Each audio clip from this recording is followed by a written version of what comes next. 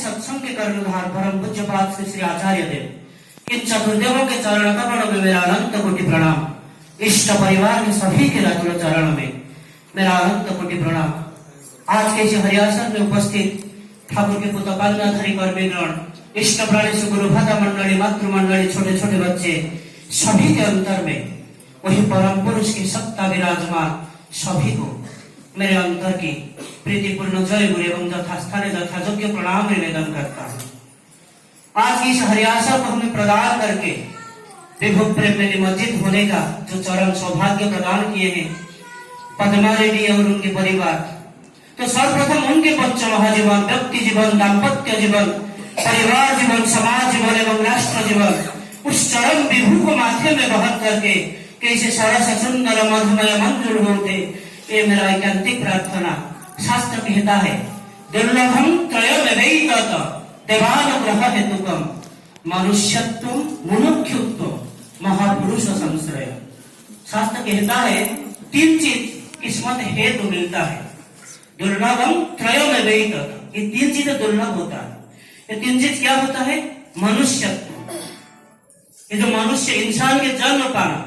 इसीलिए तो उसी दिन तुलसीदास बोले थे कि बड़े भाग मनुष्य तो न पावा, सुरदुर्लभ सब ग्रंथ निगावा, नरक स्वर्ग अपवर्ग निसेनी, ज्ञान विराग सकल सुख देनी।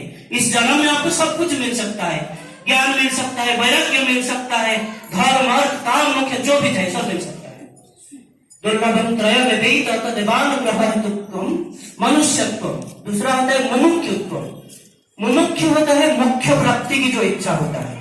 यहाँ तो हम पैदा हो गए, लेकिन कोई यूजर मानुअल लेके हमें माँ बाप ने पैदा नहीं किए कि आपको ये करना है, ये स्विच दबाने से होता है, ऐसे मुसीबत आता है। तो ऐसे कोई माँ बाप, किसी के माँ बाप ऐसे यूजर मानुअल लेके नहीं देता। इसीलिए हमें जीवन में गुरु की चाहिए जो अगली कहता है कि ये दुर्लभ होता है। मनुष्यत्व मुमुक्षुत्व महापुरुष संश्रय। अगर ये महापुरुष संश्रय नहीं मिलता तो आपके मुख्य प्राप्ति की इच्छा भी इच्छा में रह जाएगी और मनुष्य जन्म भी बेकार है। हर युग में उसी दिन ठाकुर के पास हर तरह के लोग आते थे, ज्ञानी, अर्थार्थी, जिज्ञासु, विभिन्न तरह के सवाल पूछे थे। तो उसी दिन आलोचना हो रहा था, भक्तगण परिवेष्टित लीला पुरुषोत्तम बैठे हैं और आलोचना हो रहा है। किसी भक्त ने उसी दिन पूछे कि ठाकुर यह सबसे आश्चर्य वाली चीज क्या है? इस दुनिया में सबसे आश्चर्य वाली चीज क्या है? What is the strangest thing in the world? Thakur मुस्कुराते हैं और बोलते हैं कि आप ढूंढिए। फिर आलोचना थोड़ा जब रोमंथन होता है, महाभारत की ओर आलोचना चल जाता है। ये प्रश्न उसी दिन जख्य पूछे थे धर्मराज युधिष्ठिर को, किम आश्चर्यम, और उत्तर में एक सुंदर उत्तर रखे थे धर्मराज युधिष्ठिर ने। वो बोले थे अहन्यहानि भूतानि गच्छति हजनालयम शेषस्थावर विच्छन्ति किम आश्चर्यमतः परम। यह हमारे चारों ओर रोज हर मुहूर्त में कोई ना कोई इहधाम को त्याग करके उस जमालय को गमन करता है। जातस्य ही ध्रुव मृत्यु ध्रुव जन्म मृतस्य, ये सत्य है, चिरंतन है और इसको रोकने वाला यहाँ कोई नहीं। आप आज पैदा हुए, आपको मरना ही है। पुनरपि जननम पुनरपि मरणम पुनरपि जननी जठरे शयनम, ये तो धारा चलता रहेगा। तो अहन्यहानि भूतानि गच्छति हजनालयम शेषस्थावर विच्छन्ति किम आश्चर्यमतः परम। फिर भी ये सब जानते हुए भी लोग यहाँ ऐसे जीते हैं जैसे कि वो बेरी खा के उसका बीज बोए हैं, जरा प्यारी मरण को स्तब्ध करके वो कभी मरेंगे नहीं और कर्म अपने मन हिसाब से, अपने मर्जी के हिसाब से करते हैं। बांचा बाढ़ा उल्टा चले म्लेच्छ जानी साधे बोले, ठाकुर बोलते हैं। और इन लोगों को म्लेच्छ कहा जाता है क्योंकि ये जो सत्ता सचिदानंदमय होता है, बाय डिफॉल्ट वेद में इंसान को अमृतस्य पुत्र कहा गया है। यह अमृत आपका हक होता है, इससे किसी को भी आपसे छीनने का हक नहीं है।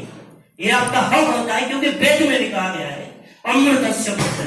ये सत्ता सचिदानंदमय होता है। जो सत्ता को बजाय रखना चाहता है, अपने अस्तित्व को बजाय रखना चाहता है, जो जीना चाहता है, चित्त मतलब जो चेतनशील रहना चाहता है और अनंत और वर्धनशील होना चाहता है। लेकिन आज आप अगर सांप्रतिक चारों ओर नजर डालेंगे तो देखेंगे कि स्मृति वही चेतना में भ्रांति, दुष्कृतों के दौरात्म्य में क्षुब्धाद दुर्विषह, दो दुखी तथा जातिवाद, धर्मवाद, संप्रदायवाद, इष्टि कृष्टि चढ़ी को बात देके ध्वंस यहाँ निर्धुम तांडव मचा रहा है। और इससे बचाने के लिए जो गुरु है, उनके जो प्रदर्शित राह है, वही इकलौता बचा सकता है, नहीं तो इससे बचने का और कोई रास्ता ही नहीं। इवन ठाकुर के पास जो लोग रहते थे, ठाकुर के पास एक भक्त थे नभग घोष, वो कोई ज्ञानी विज्ञानी विद्वान ऐसा कुछ नहीं, ज्यादा पढ़ा लिखा लोग नहीं है। ठाकुर के आनंद बाजार के दायित्व तो निर्वाह करते थे और क्या करते थे, ठाकुर के पास पास रहते थे। ठाकुर को किस मोमेंट क्या चाहिए वही उनको देना काम है। कभी उनको गामछा चाहिए, गामछा दे देते थे, कभी उनको गौड़ू चाहिए, पिकदानी चाहिए, वो दे देते थे। और नींद लगता तो ठाकुर को बेड के नीचे सो जाते थे, उधर ही रहते थे। शरीर मिला है, हम हर कोई किसी ना किसी के दिन तो बीमार होता है, सीजन चेंज होता है किसी भी वजह से। तो उसी दिन वो ठाकुर को आके बोलते हैं, ठाकुर मैं थोड़ा असुस्थ हो गया हूँ, मुझे 2 दिन की छुट्टी चाहिए। और कोई चाहे हम जैसे सिक लीव एप्लीकेशन डालते हैं ऑफिस में, तो जाके बोलते हैं ठाकुर मुझे 2 दिन की छुट्टी चाहिए, सीजन चेंज कुछ वजह से मेरा तबीयत ठीक नहीं। ठाकुर कुछ बोलते नहीं, चुप रहते।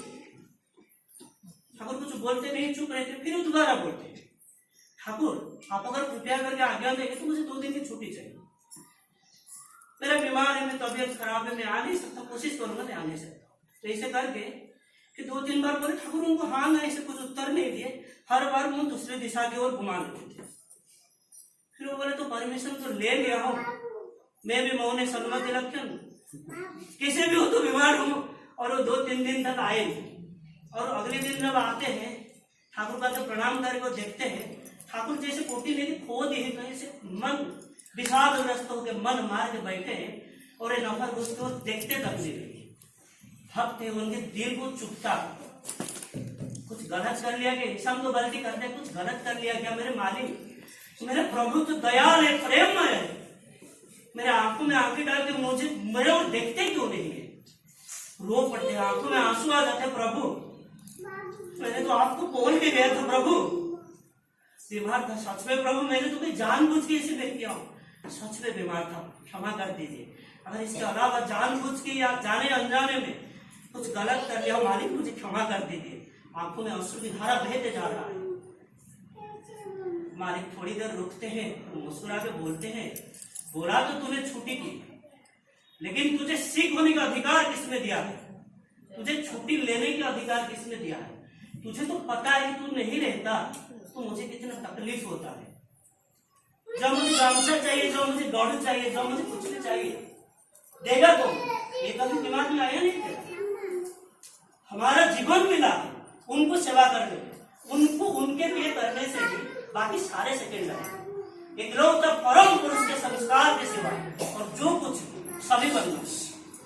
अभिन्ना भी उसी दिन बोल रहे थे, हम लोग ये पढ़ते हैं ना कि मांस खासना, प्याज लहसुन मादक चा। सब लोग सोचते हैं कि मादक का मतलब है आजकल जो गुटखा वाला, ये जो बीड़ी गांजा ये सब होता है मादक होता है। अभिन्ना के पूछते हैं कि मादक का मतलब क्या होता है, हर कोई अपने हिसाब से, हम हर कोई यही जानते हैं, तो मादक का मतलब वही होता है। फिर अभिन्ना आके बोलते, सबके उत्तर सुनने के बाद वो बोलते हैं इकलौता उनको छोड़ के संसार में सब कुछ मादक। तो हम ठाकुर ये नहीं बोले कि उसी दिन कल मैंने पढ़ रहा था भक्त बड़े करके किताब में, त्रैलोक्य नाम से चंद्रवर्ती ठाकुर के पहला ऋतिक है, गोवा के सुशील बसु और बाकी जो वहाँ के जो डॉक्टर गोकुल चंद्र मंडल, सत्यदत्त, पागना के समय की घटना है, ठाकुर के पहला ऋतिक है।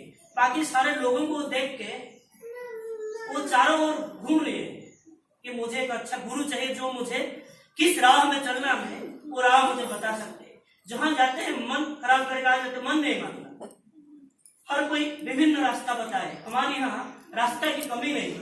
तर्क और प्रतिष्ठो सुतयो विभिन्न नैको मुनिर्जस्य मतम प्रमाणम धर्मस्य तत्त्वं निहितं गुहायां महाजनो जैनवतः सबंधा। एक महतजन चाहिए जो हमें रास्ता बता सकते, लेकिन जिंदगी में आज तक उनको महतजन मिला नहीं। और वो आके सुन के किसी से ठाकुर के पास आते हैं और ठाकुर को आगे बोलते हैं कि मुझे ये सब, मेरा बीबी है, मेरे माँ है, पापा है, मेरा घर परिवार है, संसार है, नौकरी, सब कुछ है, ये सब छोड़ के कहीं जंगल में जाके कोई जाग यज्ञ तपस्या वगैरह ऐसा कुछ करके मुझे गुरु नहीं पाना है। ये सबके साथ क्या मैं गुरु नहीं पा सकता हूँ? ठाकुर बोलते वही बात तो मैं कहता हूँ, मुझे वो जंगल की सन्यासी नहीं चाहिए, गृही सन्यासी चाहिए, संसार की सन्यासी चाहिए, लेकिन करना वही है जो वही बोलेगी। संसार में रह के जो विधान दिए है उन्होंने, उसको अगर मान के चलेंगे तो हमारा जिंदगी सुधर जाएगी, नहीं तो रोकने वाला कोई नहीं। 1 मिनट में एक बात खत्म करता हूं, मैं बोलते बोलते कितने बात बोल दिया हूं।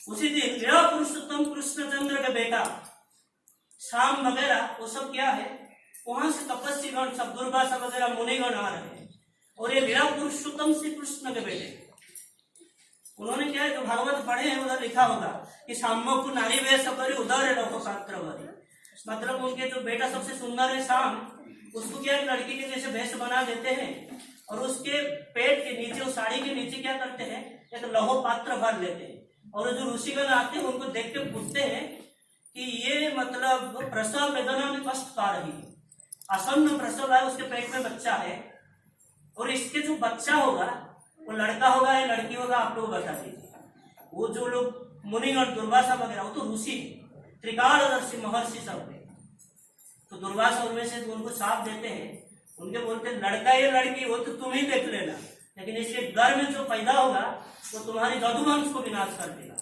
और जदुवंश लीला पुरुषोत्तम कृष्णचंद्र के वंश में कोई भी नहीं बचा था। आखिरी इंसान जो बचे थे, आखिरी जो बचे थे वो भी भगवान कृष्णचंद्र, उनको भी जरासवर उनके जो पैर ऐसे करके सब जदुवंश जब डूब जाता है, शियाली लता के नीचे वो पैर को ऐसे करके खड़ा होते सो रहे थे, तब वो जरासवर आता है और हिरण का कान समझ के उनको तीर मार लाता है। उसके पीछे भी कहानी है, वो अलग बात है। तो मतलब विधि के खिलाफ अगर जाते हैं तो विधाता के भी साध्य नहीं जो आपको बचा सकता है। तो विधि को मानिए, विधान को मानिए, जो विधाता पुरुष जो बोले वही मार के चल के अपने जिंदगी को सरस सुंदर मधुमय मंजूर बनाइए। ये मेरा एक अंतिम प्रार्थना। सर्वे भवन्तु सुखिनो, सर्वे सन्तु निरामया, सर्वे भद्राणि पश्यन्तु, मा कश्चित् दुःखभाग् भवेत्। जय गुरु, वन्दे पुरुषोत्तम।